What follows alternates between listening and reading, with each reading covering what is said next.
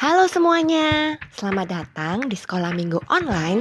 Sebentar lagi, kalian akan menyaksikan firman Tuhan yang akan dibawakan oleh kakak-kakak yang keren dan luar biasa loh. Namun sebelumnya, ada beberapa hal yang perlu diperhatikan. Apa aja ya? Yang pertama, mama dan papa kalian harus sama-sama ikut mendengarkan. Kedua, adik-adik harus berpakaian yang rapi dan sopan ya. Ketiga, fokus dan duduk dengan tenang. Jangan mendengarkan firman Tuhan sambil makan, bermain, apalagi tidur-tiduran. Dan yang terakhir, siapkan hati kalian untuk memuji dan mendengarkan firman Tuhan. Kalau adik-adik sudah siap, kakak mau mengucapkan selamat beribadah. Tuhan Yesus memberkati. Here we go.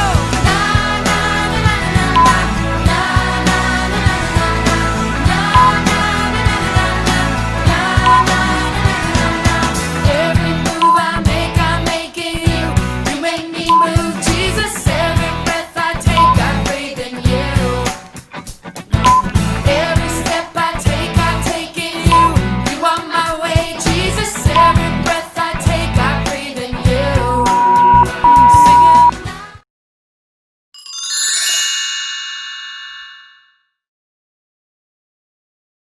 Shalom adik-adik, teman-teman, apa kabarnya hari ini? Pasti luar biasa, semangat. Hari ini kita mau ibadah.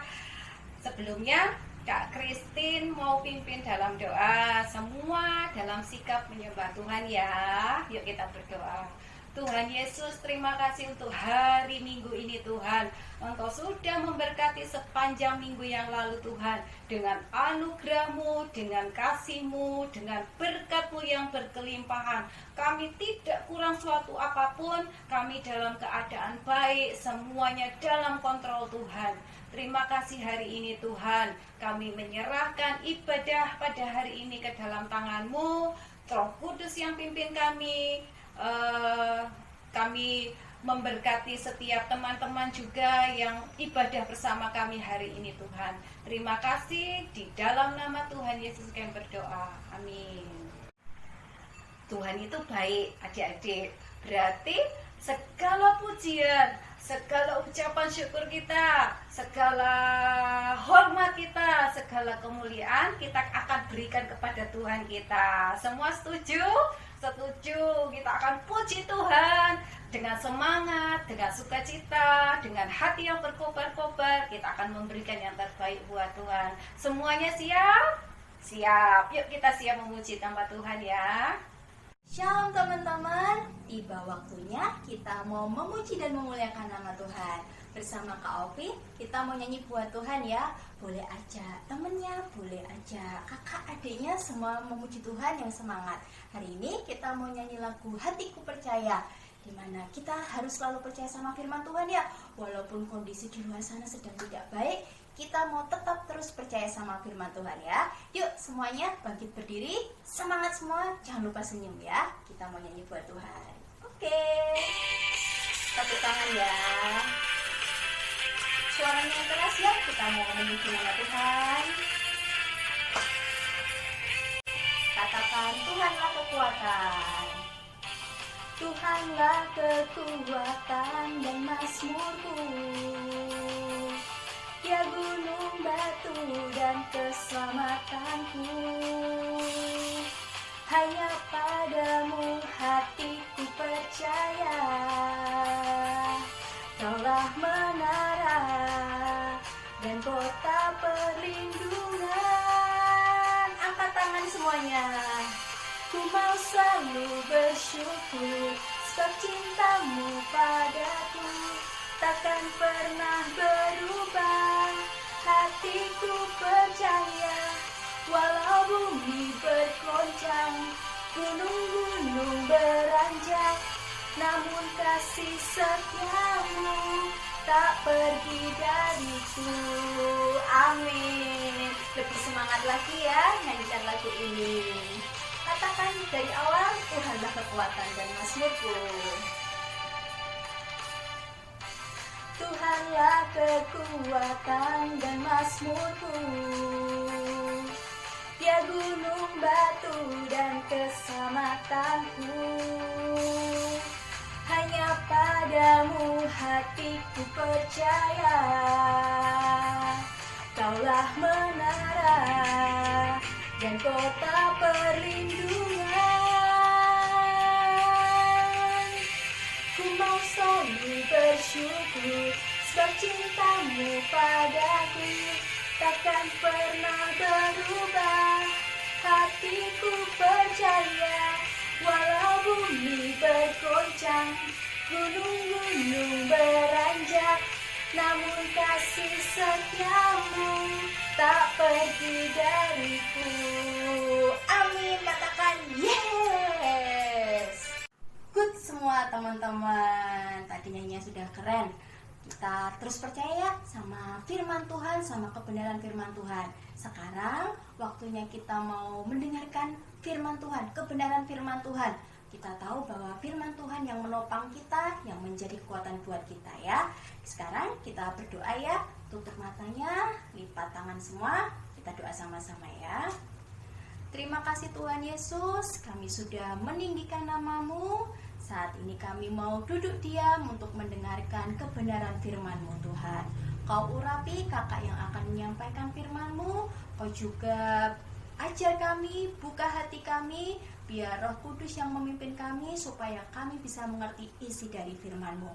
Kami siap Tuhan, sungguh-sungguh mau mendengarkan firman-Mu. Di dalam nama Tuhan Yesus, semua yang percaya katakan amin. Oke, semuanya duduk yang baik ya teman-teman. Kita dengarkan firman Tuhan. Selamat mendengarkan firman Tuhan. Apa kabar hari ini?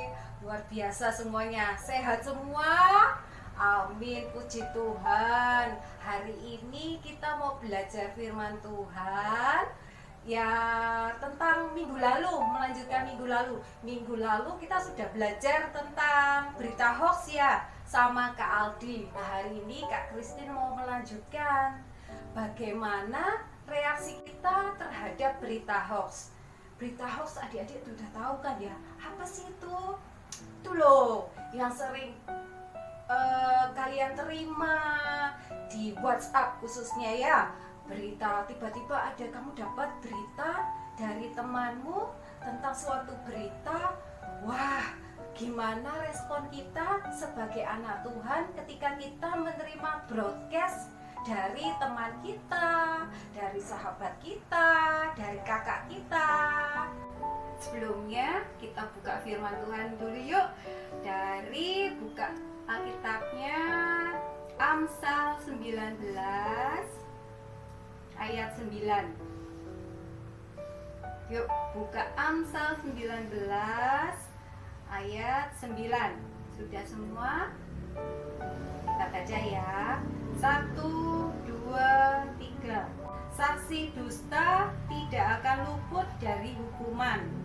Orang yang menyembur-nyemburkan kebohongan akan binasa. Sekali lagi ya. Amsal 19 ayat 9. Saksi dusta tidak akan luput dari hukuman. Orang yang menyembur-nyemburkan kebohongan akan binasa. Adik-adik, firman Tuhan katakan saksi dusta akan mendapat hukuman. Kita saksi dusta atau saksi kebenaran ya? Pastinya saksi kebenaran dong. Tidak mau dihukum toh. Berarti kita harus jadi saksi kebenaran, bukan saksi yang bohong atau saksi dusta. Nah, kalau berita hoax itu berita kebenaran atau berita kebohongan? Nah, caranya gimana Kak? Aku lo nggak tahu lo ini bener atau enggak. Yuk, sekarang kakak ajarin ya caranya. Yang pertama, ketika kita mendapat broadcast, yang pertama harus diuji adalah hati kita. Hati adik-adik ketika terima berita itu damai sejahtera atau takut atau cemas. Kalau hatimu takut, cemas, stop dulu, jangan di broadcast kembali, tetapi harus diuji lagi. Oke? Sudah paham ya? Yang kedua, cara mengujinya gimana? Dengan pikiran kita. Pikiran tuh ya apa Kak maksudnya? Maksudnya gini, cari kebenarannya dulu. Kalian bisa tanya kakak, tanya papa mama, atau cari sendiri di Google. Misalnya ada berita A, kalian search di Google, berita itu benar atau tidak. Kalau tidak benar, berarti boleh disebarkan, diviralkan tidak? Tidak boleh. Oke? Karena firman Tuhan berkata, saksi dusta akan mendapat hukuman. Sedangkan kita adalah garam dan terang dunia. Kita adalah saksi kebenaran.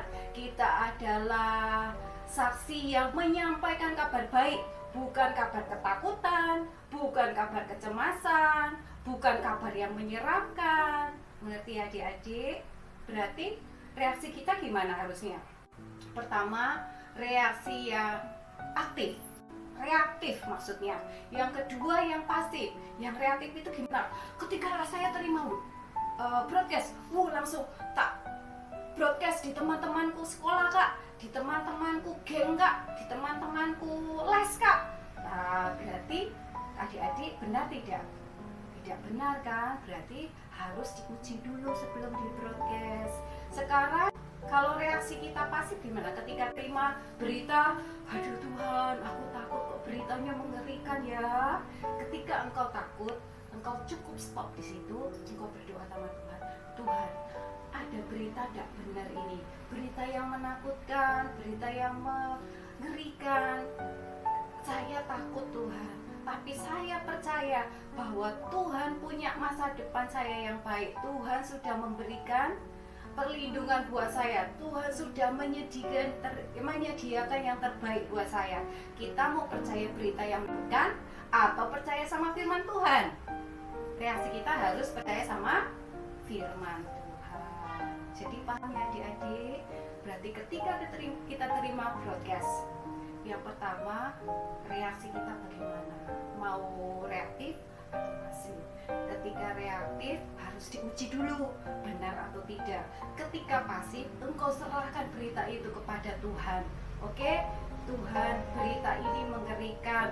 Stop sampai di situ. Adik-adik percaya sama firman Tuhan. Apa yang Tuhan sudah janjikan dalam hidupmu, dalam keluargamu, dalam bangsamu. Kalian harus percaya sama firman Tuhan. Karena firman Tuhan itu yang akan terjadi dalam kehidupan kita. Amin. Nah, terus sikap kita harus gimana dong Kak sama teman-teman yang sudah memberikan broadcastnya di WA saya? Kalian boleh memberikan saran kepada teman-temanmu. Bilang misalnya, hai, kamu jangan gitu dong. Kamu sudah mengujinya belum? Berita ini benar atau tidak? Kalau tidak benar, jangan di broadcast lagi ya. Boleh nggak memberi saran kepada teman itu seperti itu? Harus, supaya kita tidak menjadi saksi kebohongan atau saksi dusta. Kita mau jadi anak yang baik, anak-anak yang disayang Tuhan, anak-anak yang memberkati, memberikan berita yang baik. Paham ya adik-adik? Sampai di sini firman Tuhannya. Selamat hari Minggu, selamat jadi saksi Tuhan yang terbaik. Ya, saksi Tuhan yang terbaik. Beritakan kabar gembira, beritakan kabar baik, bukan berita kebohongan atau berita hoax. Terima kasih adik-adik. Sampai jumpa kembali di minggu berikutnya bersama-sama kakak yang lain. Kita berdoa ya. Tuhan Yesus, terima kasih untuk firman hari ini Tuhan. Firman-Mu berkata bahwa saksi kebohongan akan mendapat hukuman. Kami bukan saksi kebohongan Tuhan. Kami adalah garam dan terang dunia. Kami diperintahkan Tuhan untuk memberitakan kabar baik. Maka hari ini Tuhan, kami akan memberitakan kabar baik kepada orang-orang di sekitar kami, kepada teman-teman kami, kepada orang-orang yang kami kasihi Tuhan. Kami mau minta ampun Tuhan jika kami pernah menyebarkan berita yang tidak benar. Tuhan, kami minta ampun. Kami tahu Tuhan sayang kepada kami. Tuhan akan menuntun kami untuk supaya kami hidup dalam kebenaran firman Tuhan. Berkati kami semua Tuhan, berkati Papa Mama, berkati Surabaya, berkati Indonesia. Terima kasih, di dalam nama Tuhan Yesus kami berdoa. Amin.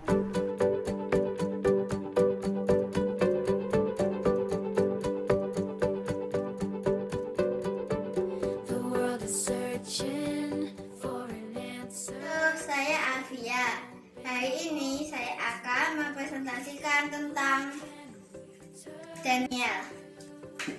Pada suatu hari, Nebukadnezar Raja Babel datang mengepung kota Yerusalem. Lalu raja memerintahkan kepada Aspenas untuk membawa beberapa orang Israel, yaitu orang-orang muda yang tidak punya celah, yang pintar, bisa bekerja dalam istana raja, supaya mereka diajarkan lisan dan bahasa orang Kasdim. Daniel adalah seorang anak Tuhan yang taat kepada Tuhan. Dalam kamar atasnya ada tingkap-tingkap yang terbuka ke arah Yerusalem. 3 kali sehari ia berlutut, berdoa serta memuji Allahnya. Suatu ketika, orang mengusulkan kepada raja agar orang yang tidak menyampaikan permohonan kepada raja akan dimasukkan ke kandang singa. Kemudian, ada orang yang mengetahui bahwa Daniel telah tidak memohon kepada raja. Pada akhirnya, orang itu membawa Daniel ke raja dan memberitahu bahwa Daniel tidak memohon kepada raja. Akhirnya raja memerintahkan agar Daniel dilemparkan ke kandang singa.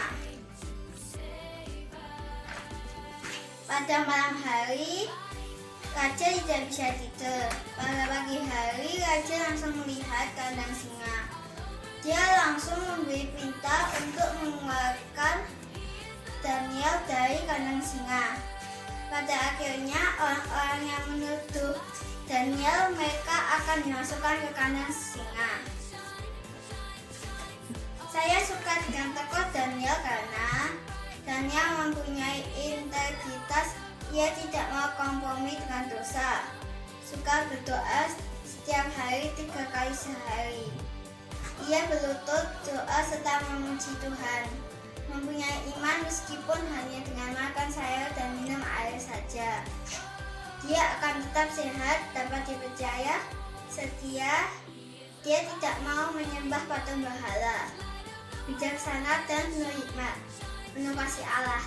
Tuhan Yesus memberkati.